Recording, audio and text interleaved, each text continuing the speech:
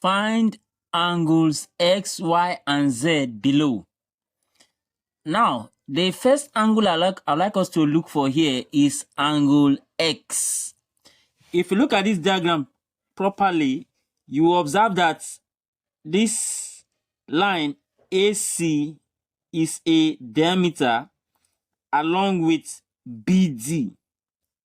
So now the first thing I want us to look at in this question is the fact that this angle X can be obtained probably in a longer method and using a shorter method. Now, many students want to first of all find this angle, but that one is a longer method. Now, the shorter method is to recall that a line from the center of the circle to the circumference is a radius line. So that means I can call this R to show that it is the radius of the circle. So this is R, and then this line too from the center to the circumference is also the radius of the circle. So with that, we can establish now that this triangle BOA or ABO is an isosceles triangle with two sides equal. These two sides are equal. And then the base angle of an isosceles triangle are equal. So if this base angle is X, then this base angle will also be X, because base angles are equal for an isosceles triangle. Then now, don't forget that one of the line of the triangle ABO, one of the line that is AO, is extended further outward. You can see the line extends outward, and this time it creates an external angle, an exterior angle. So once you see a situation where an exterior angle has been created by a triangle by extending one of the sides of the triangle, then the theorem that should come to your mind is that the exterior angle of a triangle is equal to the sum of the two opposite interior angles. Hope you are getting that. The exterior angle should be equal to the sum of the two opposite interior angles. So that will just simplify the value of X by saying X plus X, which is 2X, is equal to 110 degrees, because the sum of the two opposite interior angle is equal to the exterior angle, as I've written here. So we can now divide both sides by 2. Divide this by 2. This will cancel this. And then from there, I have the value of angle X as equal to 110 divided by 2 will give us 55 degrees. So that's the value for angle X. Now, let's move on to angle Y. If you look at this BOD, like I said before, it is the diameter of the circle, and it is also a straight line. So this angle here is 110, and then sum of angles in a triangle is 180. Sorry, sum of angles on a straight line is 180. So this 110 plus this other angle on this side, the two of them sum up to 180, because sum of angle on a straight line is 180. So if this is 110, to get this angle, we simply say 180 minus 110, and that will give us this angle as 70 degrees. So that 70 plus 110 will be 180, sum of angles on a straight line. So this is 70 and this is 110. Now, I want us to look at the point C and D carefully. The point C and D. If you look at it carefully, you observe that we have lines from C and D. I have this line going to the center of the circle, and then from D, I have this line going to the center of the circle. Together, the two lines form this 70 degree that I just obtained here. So the two lines now at the center of the circle from C and D form 70 degree. Now, in the same way, from the point C and D, you can see them.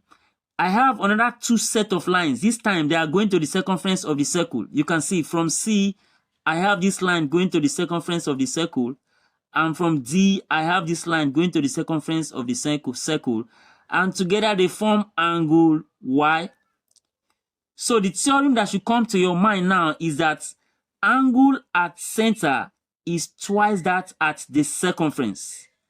Angle at center is twice that at the circumference. So I can simply say twice that at the circumference now, which is 2y. Don't forget that angle y is at the circumference. So twice 1 at the circumference, which is 2 times y, is equal to the angle at the center, which is 70. So I can now divide both sides by 2. I divide both sides by 2. This will cancel this. And I now have the value of angle y as equal to 35 degrees, because 70 over 2 is 35 degrees. Hope you are seeing that now. Now let's move on finally to angle Z. If you look at this diagram critically, I want us to look at this triangle ODC. Now, if you look at this triangle, from the line O to D is the radius of the circle, R. Also, from O to C is the radius of the circle. So that means these two sides are equal, meaning we have another isosceles triangle. Hope you can see that. We have another isosceles triangle with two sides equal. Now, the theorem, like I said, that the base angle of an isosceles triangle are equal. The base angle of an isosceles triangle are equal. So what I want to do here is to give you the direct method for obtaining base angle of isosceles triangle. I want to use the direct method. Now, when you have the vertical angle in an isosceles triangle, to get the two base angles, what you just need to do is to say 180, because sum of angles in a triangle is 180. So you say 180 minus the vertical angle, that is 70. Whatever you get, divide it by 2. So dividing it by 2 means you are sharing the two equal isosceles triangle into two parts, two equal parts. So 180 minus 70 is equal to 110. And then 110 divided by 2 will give you 55. So we now have that angle as 55. That is the two base angle. So that means this angle here is 55. Don't forget that I am using triangle ODC. That is this triangle.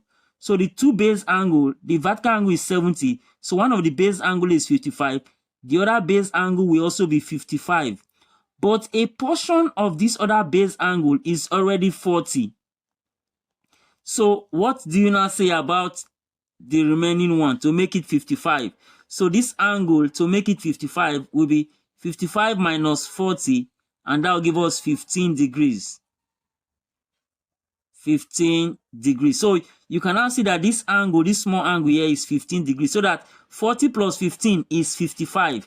55 base angle, 55 base angle, balance. Now, finally, let's move on to this last diameter line, AC.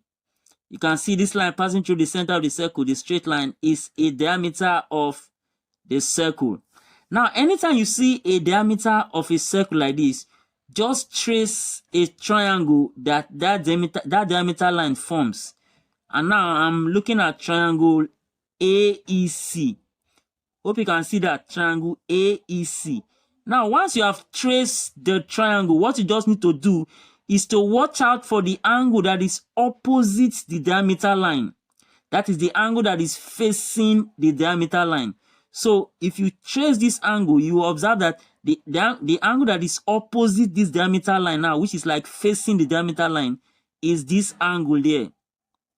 And the theorem that angle is telling us is that angle in a semicircle is right angle.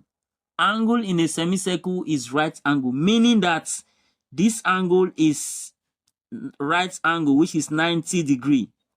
Don't forget that theorem. Angle in a semicircle is right angle. The angle that is opposite the diameter line inside the triangle that it forms, that angle is always 90 degrees.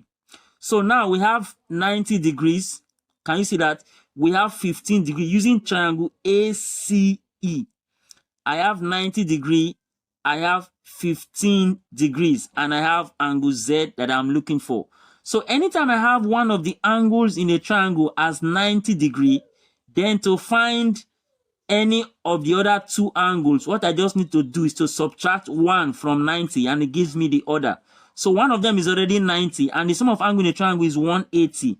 So 180 minus 90 is 90. So the sum of these two angles is already 90. So what we just need to do finally is to subtract 1 from 90 and it gives us the other one. So finally I can conclude there and say therefore angle Z that I'm looking for is equal to 90 minus 15. That is 90 minus this angle 15 here. And that will give us the value of angle Z as 75 degree as our final answer. Hope you enjoyed this video. Please don't forget to like, share, and join for more videos like this. Thank you for watching.